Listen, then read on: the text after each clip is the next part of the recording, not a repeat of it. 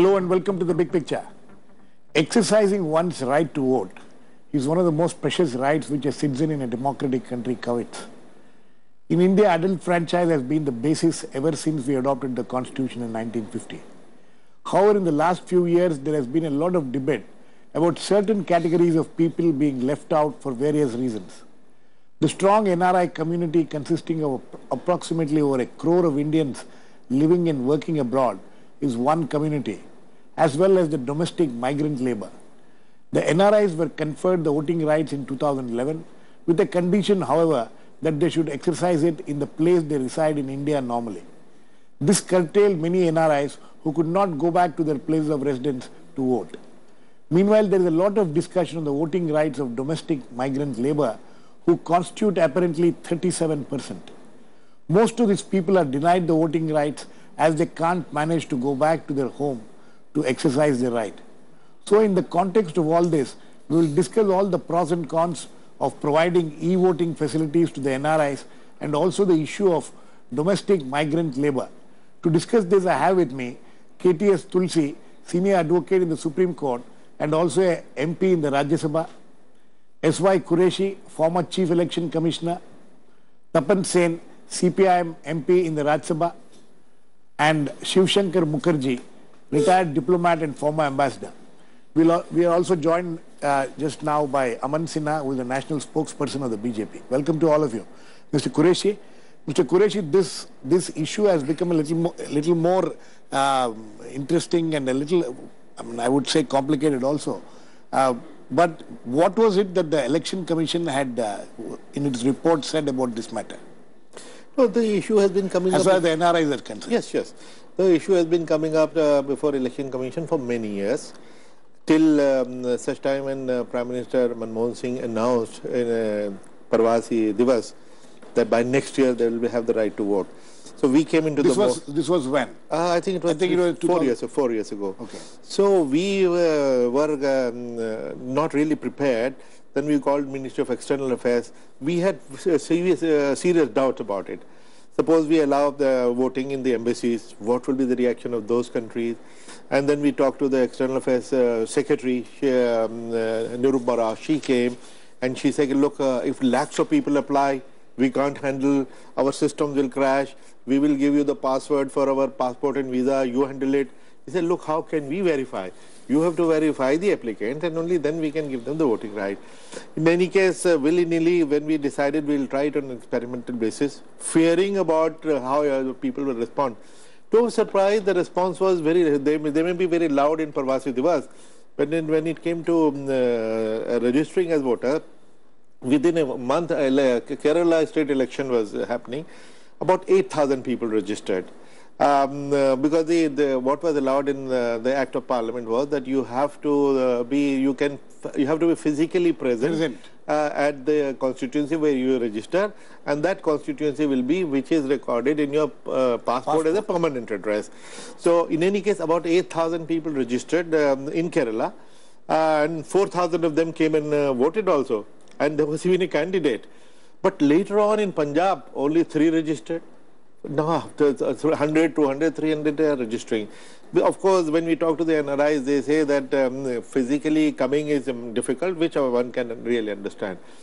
The answer is that there should be e-voting. E-voting. The question now is about e-voting. Because the government yesterday in the Rajya Sabha discussion said that we will provide for e-voting or proxy voting. Yeah, because e-voting has two different implications. One is voting through the internet. Right. That, of course, we rule out at least in the near future because we know that internet can be hacked. Pentagon is hacked every time. President of US is hacked. Everything is hacked. So now you can rob a bank by hacking, but that's a small thing. But you can't rob an election. That's not acceptable at all. Secondly, why we are not looking at internet voting in the near future, that we, your security of the secrecy of vote and your safety is paramount. Yes. Suppose e-voting is allowed, somebody comes to your house, puts a gun, vote in front of me. We can't protect you there. Right. Or gives you an envelope. Okay, you vote in front of me, or better still, you give me your laptop, I'll vote myself. So we can't guarantee that. So we are not looking at that kind of distance voting. When the matter went to the Supreme Court, the Election Commission set up a committee which looked at all the systems in the world, and there are 5. One is physically voting, and the 4 others, proxy voting, which incidentally we use for our defense forces already. Okay. It's not being, it has not become very popular, and we don't understand why the Defense Ministry has not publicized it. The other is postal ballot. The problem with postal ballot is that you have only 13 days for the postal ballot to reach you and come back. Okay. So that's impossible, especially from remote. The Election Commission came out with an alternative, e-postal ballot. We send you the ballot by mail, you download it, and then you send it by post physically. So the Election Commission has offered both the alternatives, but then of course the current debate, whether it amounts to discrimination. You are so concerned about distance voting from there. What about the millions of migrants? Aman Sinha is the national spokesperson of the BJP. Your party seems to be very keen on going ahead with this thing. We have heard the former chief election commissioner saying, the kind of problems which it can. But why is it that there is so much keenness in going ahead with it, knowing fully well that there are quite a few pitfalls? Well, Girishji, in a democracy, it should be everybody's endeavor to maximize voting. And Qureshi Saab, when he was chief election commissioner, he himself, there were several campaigns trying to, increase the voter awareness, maximize the voting. So this should be the, everybody's endeavor in any democracy, and we are the biggest democracy in the world, and we have to lead by example. So obviously, whosoever we can enable, whichever citizen we can enable them in voting and exercising their democratic rights, we should do that. That should be endeavor of any government. Now, secondly, as far as this system is concerned, Election Commission conducted a study. There was a matter which was going on before the Supreme Court, and EC came up with a proposal after considering all the aspects as to how this system could be operationalized, and the government also positively considered this matter, bearing in mind the observations of the Honorable Supreme Court also. And we are trying to evolve a system whereby not only all the NRIs but all the migrant workers and all the Indians who are displaced from their their parent home or whichever place, they should be able to cast their vote and exercise their democratic rights. Now obviously this will have several practical difficulties and challenges which will be posed in front of all of us, and the government is trying to work out and trying to evolve a system whereby we can have voting for all the Indians irrespective of whether they are at that place or not, and also ensuring that it's a free and a fair vote. So we are still working on that system, and we have called, the law minister has told that he will have a all-party meeting with all the political parties. So we will evolve a political consensus and then go ahead with this. Mr. Tulsi, when this debate happened in the parliament, in the Rajya Sabha yesterday, it was quite interesting, some of the issues which were raised there. But the question is, as Mr. Qureshi points out, the practical difficulties which will be encountered in doing this.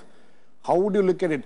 When Supreme Court, asked the government to go to find some solution, what is it that the Supreme Court was looking at? You see, Supreme Court is only looking at maximizing, and I agree with the BJP spokesperson that everybody's endeavor should be to maximize the vote, and everyone should be able to exercise their franchise. But the point is that the franchise of the migrant people in India, they're to the tune of about 27%, and whereas the NRIs are less than 1%. If we are not able to give or make any effort to provide facility for the migrant labor within the country to be able to exercise e-voting or any other system which is foolproof, then how is it that we can ever succeed by doing this on foreign soil? I personally feel that this is a much higher priority, and there are only about 10 million, less than 1% of NRIs. The question is, the prime importance is for the integrity of the election process. And for preserving the integrity of the election process, there are two fundamental principles which are non-negotiable. And these are the secrecy of ballot, and second is the physical presence of the voter in the polling booth. In India, at least, we can provide physical presence. We can have the polling booths where the migrant workers can cast their vote in those polling booths where they are wherever they are working, where they are employed. Mr. Tulsi, I'm sorry to intervene, but you know why should we tag along these two issues together? If you're talking of maximizing votes in this country and allowing, why not look at start with a more doable thing, because migrant population, migrant labor issue is a huge issue. No, this is, if we can't do it in the country, how are we ever going to wait? If you want to distant voting, you should first experiment in your own country. And I want to know, why do we want to go abroad first? Why do we prefer the non-resident Indians to the migrant workers only because the migrant worker is poor and he cannot contribute to the kitty of the ruling party? Why are we preferring the NRIs? Because they may have already contributed huge amounts to the... What is the reason, what is the rationale for differentiation, discrimination? Why are we preferring only the affluent and ignoring the poor? No, that's an incorrect perception. Okay. Let me just add on to it. No, now, as far as migrants within the country are concerned... let me get Mr. Aman Sinha wants to react. Just a brief response. Aman, one second. Before you react, there is this genuine feeling among a certain people that this NRI thing is being pushed forward because, you know, it seems that it may be convenient to the ruling party. The Madison Square Garden crowd is with you, so all this is, you know, is being done to cater to the Madison Square Garden crowd. No, that is a fact. The people of India have voted for our party in the 2014 elections. It was the biggest election in the world, and Prime Minister Narendra Modi and BJP got mandate. That is a fact which all of us have to acknowledge and accept, whether we like it or not. The point is that as far as migrants within the country are concerned, Girishji, they are free to, you know, register to their, you know, local polling booth and have their vote, registered there. And they can always cast their vote from there. So that freedom is already there with migrants within the country. And is it there, Mr. Qureshi? He's right. He's right. Because so therefore, at least you have the facility. You wherever you are normally resident, which is 6 months or more, you can register. And when you go back, you can cancel here and register there. So that facility is there. Yes. And many of the migrants within the country, they have sometimes a few of them also have votes at 2 places, and as Qureshi Saab is saying, so they get it cancelled. So that choice is there with the migrants within the country. But on basis of that argument, to deny other Indians right of casting their vote in a direct election will not be a advisable exercise. You see, if we had to maximize the vote, I think everybody is on the same page about the whole objective of this franchisee process.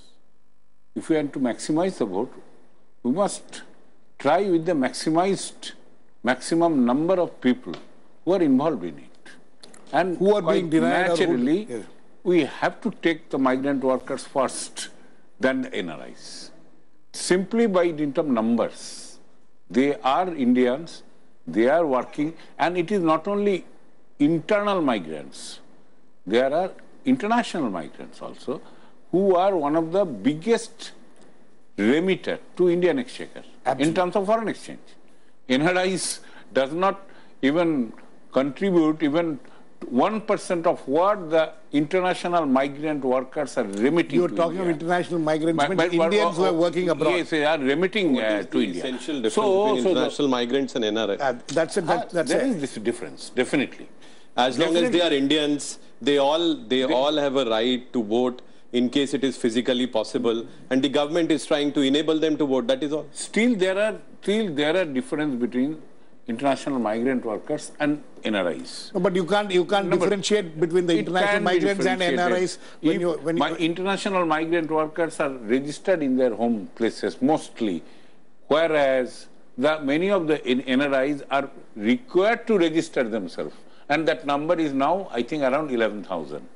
8,000 and gradually increased to 11,000, which is even less the number of NRIs, but even compared to that number of NRIs, 11,000 is just very insignificant. So this is one aspect.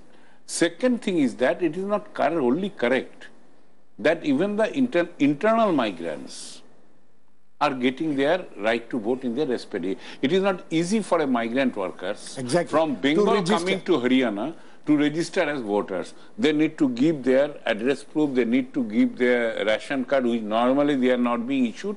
Anybody if work in the industrial areas where maximum migrant workers are there in Haryana, Punjab and other areas, they know, they will be able to know that despite effort, till now the majority section of the local migrant workers are not voter of that locality. If they want to vote, they have to spend a lot to go back to their place and cast their vote. Or political parties taking them back to their we have heard of that also. A lot of migrant labor are taken back to their home states by political parties. Still, it is a very negligibly insignificant proportion. But Girishji, all migrants within the country, they have an option, they have a choice of voting at the place of their work. They can get registered. Option is there, but the question of the practical problems. Getting registered is not a absolutely the practical problems. Till now, it could not be made possible. Yes, we should try to simplify it, and it is very well structured now, thanks to Election Commission. To go there and make a physical check. Okay. But another important issue here is involved, what Mr. Qureshi told, that we must arrange all these things, taking care of certain issues which cannot be compromised. Okay. One is integrity of the voting process. Absolutely. And another is the secrecy of the vote. Right. So within that, we have to find out a mechanism. Mr. Shivshankar Mukherjee, when you have been a diplomat, you worked in several countries, including in UK, where Indian NRIs, I'm sure, is a large number. You think that this demand for getting the voting right is something which is more in terms of the noise which is made, as Mr. Qureshi was pointing out, then when they were asked to register, the registration is quite, the number of people who register are quite few. So is this something which really bothers the NRI? Indeed it does. Wherever there is a very large community of Indian origin who are Indian passport holders in the country of residence, certainly there is always a demand, an urge for them to be able to vote. Now, if I can just put things in perspective from my point of view. Yes. Number one, as a diplomat who has served abroad for many, many years, I can say it is absolutely true that it is not going to be possible, given the numbers, for embassies to handle this thing. People, forget the UK and the US, where we have 5 consulates in the US. In most embassies, most Indian embassies are quite small. I mean, it's a myth that we are well staffed abroad. We are among the least staffed, in terms of our strength in embassies compared to the size and the importance of India, point number one. Number two, I think the speakers who have spoken before me, they have given the background, the practical difficulties and the objectives very clearly. And if I can just summarize, the fact is that the vote is fundamental to any democracy, any genuine democracy. In between elections, we are in the hands of the government. It is only at election time that a citizen not only, is just another pawn in the hands of policymakers. He determines the government that he is going to be ruled by. This is something not just emotional, it is absolutely fundamental to democracy. So the overall objective must be, simply put, to get as many people to vote as possible. So from what I heard from our experts, the problem is logistics. The problem is not any disagreement between political parties or any disagreement about the law or any disagreement about the fundamental objective of allowing people to vote in maximum numbers. I think India has the capability, the technical knowledge, and the commitment of our legislators to do this. Okay. After all, for instance, in the question of migrants, the experts have pointed out that migrants can vote if they've been resident there for 6 months in the place where they are staying. There must be, therefore, a huge public awareness campaign explaining this to the people who are affected. We've done campaigns for polio, for the girl child, for all kinds of things. We should have a campaign on this basis. On one other thing, so it's a logistical problem. Just two things I will add. Yes. Just two things. One, I disagree with the statement that was made about the fact that the NRIs, well, I don't disagree with it, but I want to explain it, that the NRIs are getting excessive attention because of their financial clout. Right. That is true, but it should not be the case. Again, the fundamental basis of our democracy is that the billionaire's vote is exactly the same as the rickshawala's vote. Absolutely. So that should, the legislator should make it absolutely clear that the poorest of the poor and the richest of the rich are on an equal footing. Okay, sir. And finally, yeah,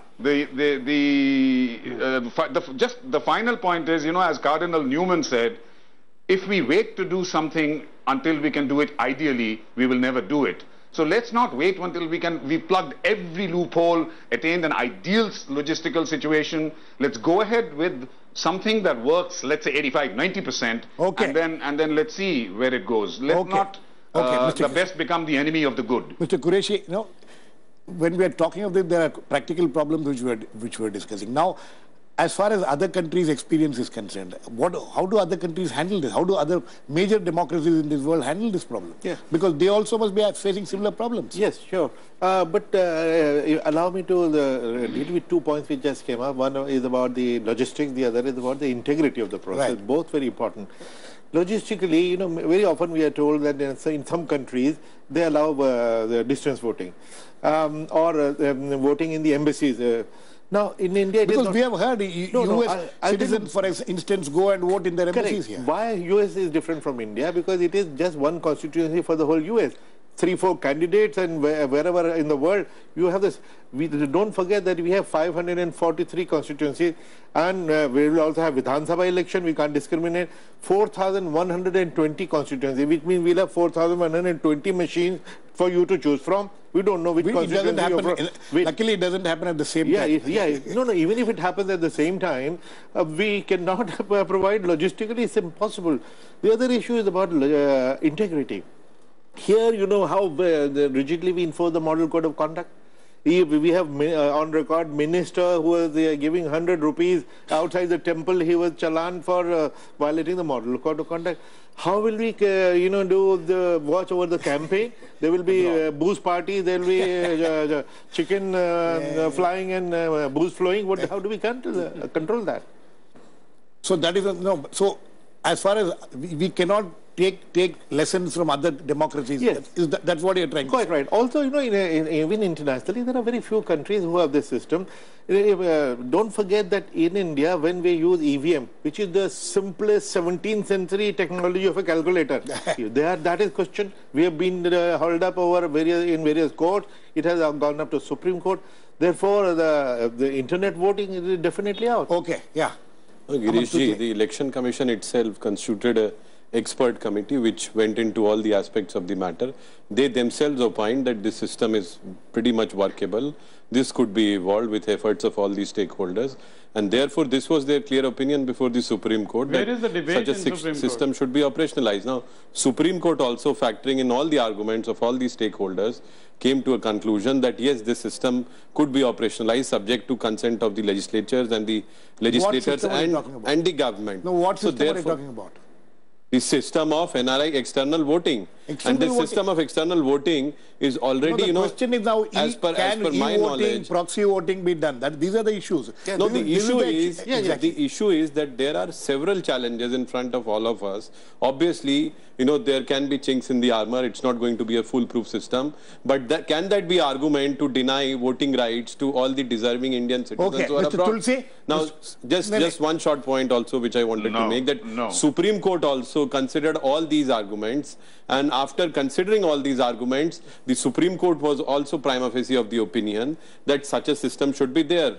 Voting has to be maximized, and therefore it asked the central government to come up with its opinion, and therefore central government opined that we'll positively consider this, and we are working towards this. Mr. Tulsi, maximizing the votes you also talk about. Now let us start with the NRIs if we have to, then go into the larger issue of the domestic migrant labor. Why not? No, you can't, that's reversing. Why are we only wanting to give an impression that the rich are more important than the poor? No, this is the impression that you are giving. It's very unfortunate. No, I do not know. It was the Congress party. One second, let him finish. Mr. Tulsi. No, but I will have to add something to that. Mr. Tulsi, sorry to intervene. But you know, it is not just, when we are talking of NRIs, I don't think we are just talking of the rich people. We are also talking of the poor people who are in the Gulf and other countries, in the Gulf countries especially, who are domestic labor and who are, you know, drivers and carpenters and all this. They also have been denied this right to vote. They've been denied, but as Mr. Qureshi has explained very aptly, there is no way you can enforce your code of conduct on foreign soil. So how are we? We are compromising with the integrity of the entire electoral system. There are 10 million non-resident Indians. 10 million means that there would be on the average 18,000 people to each constituency you are adding. 18,000 people, the parliamentary constituency, if the integrity is violated, can alter the result of the election. It can get hijacked. Are we willing to take such a huge risk with our democracy? No, but which is the most fundamental feature of the Constitution of India? I want to add to that. Mr. Tulsi, and every time the BJP is trying to say that the Supreme Court has said, Supreme Court is not a third chamber or legislature. It has to be debated in the legislature. Okay. Whether it is possible, whether if there is a change in law, it has to be debated and it will be debated. Okay. And we from our own side, we have said that voluntarily we are going to have all party meeting. But however, presuming all arguments of my Congress friend to be correct, what is their stand? They should clarify. Are they against voting for these NRIs? It's not a question. No, all the arguments that he seems to be making say that they are against this kind of a system. So if that be the case, why don't they say it in open? Why don't they clarify what their stand is? Okay, they are just making arguments both ways and self-contradicting themselves. Yes, I'm trying to confuse. They are themselves also confused and trying to confuse others also. Yes. Very quickly, sir, we are running out of time. I am saying that first experiment distant voting in India. Okay. And maximize it there. That is already been done by way of postal ballots. Then you will have enough experience of how to go about it. Would you go along with Mr. Tulsi on this? Very quickly. Postal ballots, we all know what happens. Very quickly, I'm doing. Postal ballot experiment is already there. Postal but that ballots, is not a very successful arrangement. Not a very successful arrangement. Even in a small election of the Bar Council, in the postal ballots are hijacked by the police. The registration, number one. Number two, so far as the registration of the domestic migrant workers, this should be the priority of the government, any government worth its name, so that they get it. Last word, 1 minute. No, running out of time. And the maximization of vote definitely is always desirable. Absolutely. Mr. Qureshi, last thing words is that voting process integrity must be protected. Mr. Qureshi, last words. Going by the discussion, the discussion, it seems to be virtually impossible to, at least in the near future, to bring in this kind of a system for the NRIs at least. No. I don't think it is impossible, although one question of equal enforcement of model code here and there still remains. But logistically and most feasibly, what we can do is, out of the two options which Election Commission itself offered, one is e-postal ballot. I personally see it will also not work, because in 13 days to expect it back from godforsaken places. But maybe proxy voting, although people can find fault with that also. I authorize you to vote for me. So it is a question of my trust. Therefore, to say that you will deceive me and vote differently. Proxy voting will be disastrous. Yeah, so it will be disastrous. I think, everything is purchasable now.